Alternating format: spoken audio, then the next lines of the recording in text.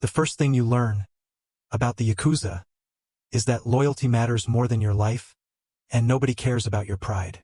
At 4 in the morning, you are not carrying weapons. You are carrying cleaning supplies. You scrub toilets until your hands ache. You polish the boss's black car until you can see your reflection in the paint. You sleep beside 5 other recruits in a cramped room that smells like cigarettes and sweat. Nobody respects you. You are invisible labor. But this humiliation has a purpose.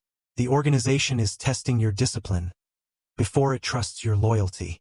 Every older member watches how you react when you're exhausted, hungry, and ignored. And slowly, you stop thinking like a normal young man. You start thinking like property owned by the family. Eventually, you earn responsibility. Now your job is simple. Make money. You supervise card games hidden inside warehouses. You pressure construction companies into using family-owned trucks. You chase smaller gangs away from your streets. For the first time, people listen when you speak. You buy expensive suits. You wear sunglasses at night. Younger recruits follow your orders without hesitation. But the money never belongs to you. Every week, thick stacks of cash move upward through the hierarchy. If you hide even a small amount, you are stealing from the family itself. And thieves inside this world rarely survive very long. Then prison arrives. Cold walls, endless silence, years disappearing, one day at a time. Most recruits break during prison sentences. The organization watches carefully to see who stays loyal under pressure. Kenji doesn't talk. That silence changes everything. Now he becomes a younger brother inside the family. Younger recruits bow when he enters rooms. He teaches them how to intimidate store owners without raising their voice. He teaches them how fear works best when delivered calmly. But despite the respect, he is still a soldier. When rival gangs attack territory under his protection, nobody asks lawyers to solve the problem. They call Kenji, and violence becomes part of his daily routine. As Kenji rises higher, the organization changes shape. The streets matter less. The business matters more. Now he works inside offices instead of alleyways. He manages trucking companies and waste disposal firms used to hide dirty money. He carries 2 phones at all times. One for public business, one for family business. The family starts feeling less like a gang and more like a corporation built on fear. Every detail becomes his responsibility. Travel routes, bodyguard placement, emergency escape plans. If the boss arrives late to a meeting, Kenji gets blamed. He begins understanding something dangerous. Real power is invisible, and the men closest to power live under constant pressure. Eventually, Kenji becomes deputy headquarters chief. Now he controls information itself. When soldiers get arrested, he dispatches lawyers before the police finish paperwork. He destroys documents before investigators can seize them. He wipes hard drives and burns records late into the night. He is no longer cleaning streets. He is cleaning evidence. Then the underboss notices him. This changes everything. Now Kenji enters the edge of the inner circle. Entire crews begin reporting upward through him. He studies maps of rival territories and plans expansion campaigns without firing a single shot.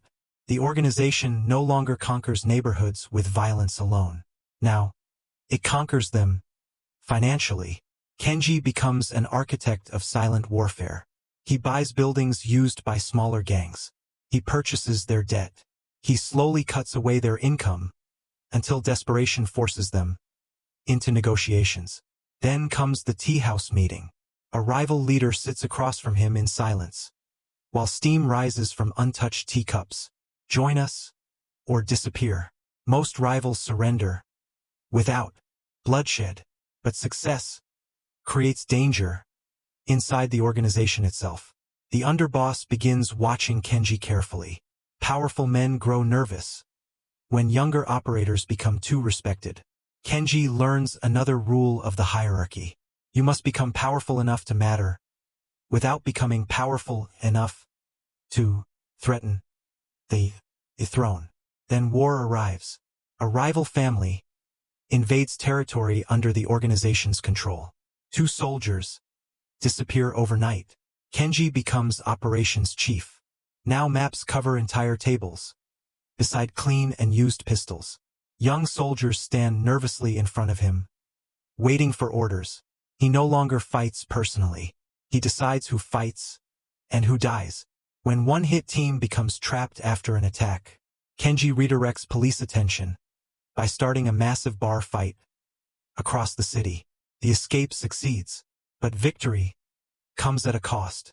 For days, Kenji survives on black coffee and cigarettes, while organizing retaliation block by block.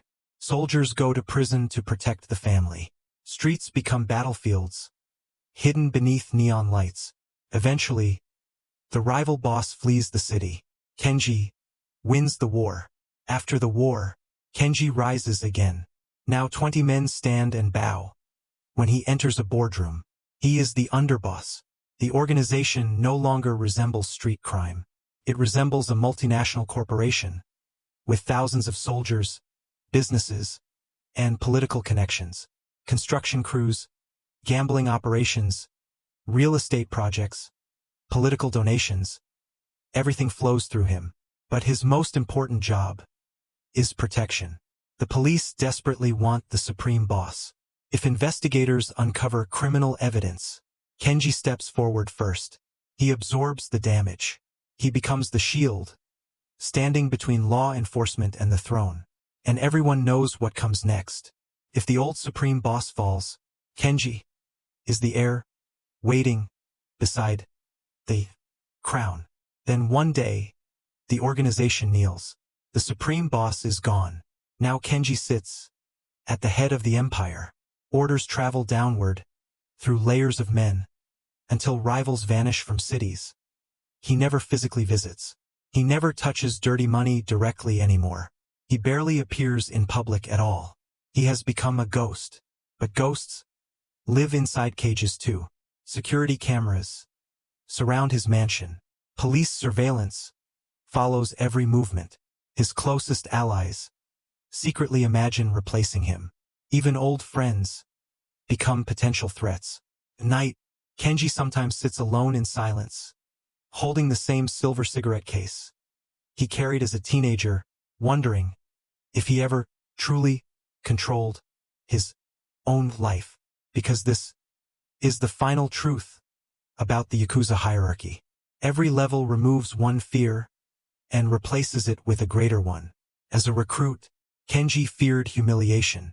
As a soldier, he feared prison.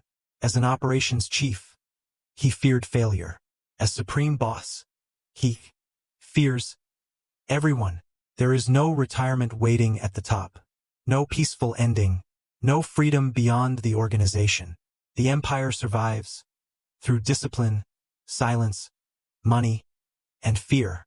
And the men who finally reach the throne discover something too late. The throne is not freedom.